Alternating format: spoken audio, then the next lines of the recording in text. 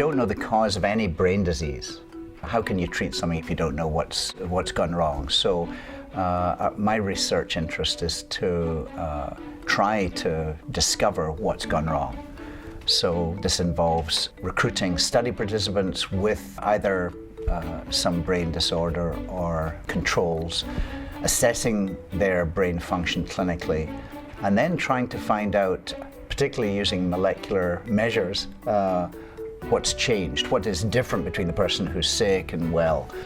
In migraine, we've found a lot of changes when people have a severe migraine attack that are different from when they're totally well. And among these changes, there's altered sodium regulation, which seems to be central to the events of migraine.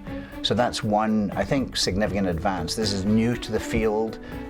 If we can learn how to regulate this disturbance, this offers a lot of hope for treating migraine better. And in Alzheimer's disease, we found particles in the spinal fluid from people which are full of lipids, membranes, neurotransmitters, and they have very unique lipid composition compared to people who are healthy. And they're very stage specific, so they're different at an early stage of disease than they are later, because we're able to look at thousands of different components in these fluids that are not feasible by imaging.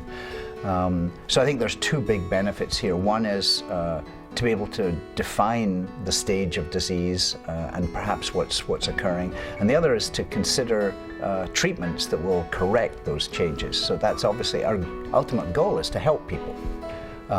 We're building on the shoulders of giants. There's a lot of activity, particularly in Alzheimer's research, that we're trying to keep abreast of. But I think our work here will allow us to develop treatments that should delay the onset of these disorders.